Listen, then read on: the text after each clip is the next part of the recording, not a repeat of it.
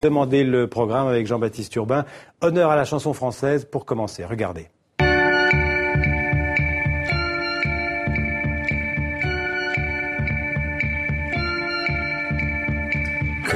ces hanches d'enfants entre les torses faufilent, que ces pieds faux semblants frottent des talons d'Achille. Tu vois, un truc comme ça.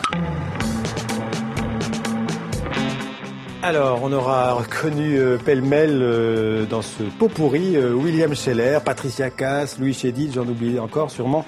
Et c'est la première édition de ce qu'on appelait la touche française. Ben oui, parce qu'on parle souvent, on parle depuis longtemps, d'ailleurs depuis la fin des années 90, de French Touch. Quelle vilaine expression, alors qu'on peut dire sur TV5 Monde. Sur TV5 Monde en particulier. Touche française, c'est le nom qu'a choisi le Théâtre du Rond-Point à Paris. Vous savez, théâtre dirigé par Jean-Michel Ribes pour cette première édition d'un festival de chansons où de grands talents croisent de jeunes découvertes. Et puis il y a des idées assez étonnantes. Par exemple, ce soir, sur la même scène, pas ensemble, mais sur la même scène, Jeanne Chéral et Patricia Cass, qui n'ont pas vraiment le même public, qui vont chanter. Ou encore demain, c'est pour ça qu'on peut parler de touche française, mais aussi touche francophone. Demain, Dick Engarn, le chanteur qui certes vit en Belgique et chante en français, mais comme vous me le disiez tout à l'heure à la répétition, est néerlandais, Dick Engarn, donc qui sera demain sur scène au Théâtre du Rond-Point. Ça s'appelle Touche française. Parfait, alors on va parler d'une autre musique avec le piano à l'honneur à Beauvais. Ouais, Beauvais, c'est quoi? 1 heure de route de Paris, au nord de Paris. Ou même moins en avion, parce qu'il y a un aéroport là. Il y a un aéroport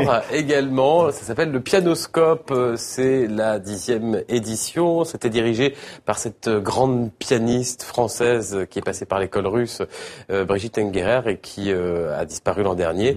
Elle est remplacée par son camarade partenaire de musique Boris Berezovsky, lui qui est russe et qui joue ce soir et demain soir avec tous ses amis. Honneur cette année à la musique scandinave, mais je vous propose de l'écouter dans de la musique russe, musique signée Metner.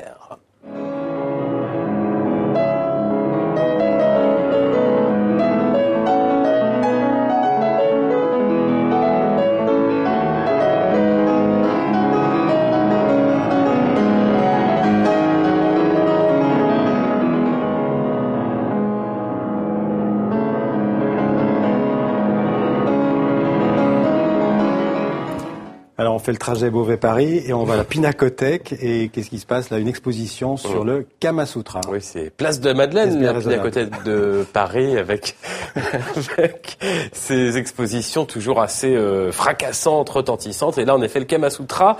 Regardez cette dame qui a l'air un petit peu gênée, mais enfin, elle est quand même venue voir l'exposition. Première exposition consacrée au plus célèbre des livres indiens. Il date du IVe siècle, le saviez-vous, Xavier? Texte fondateur. Pas d'âge. L'hindouisme médiéval, mais l'Occident l'a en fait découvert très récemment. Première traduction en anglais pour le grand public dans les années 1960. En fait, le Kama Sutra, vous savez, c'est 7 livres, il n'y en a qu'un seul qui parle des positions sexuelles, on le résume souvent à ça. Le Kama Sutra, en fait, c'est un vrai ouvrage de philosophie autour de l'amour, des plaisirs, l'art, la danse, la musique, la gastronomie. C'est ce dont nous parle la commissaire de cette exposition. Le Kama Sutra ne traite pas simplement de positions sexuelles. Il s'agit de la vie, de raffinement, de goût, de connaissance de la musique, de la danse, de la gastronomie et même de la fabrication de parfums. Il s'agit aussi de l'étude des 64 arts.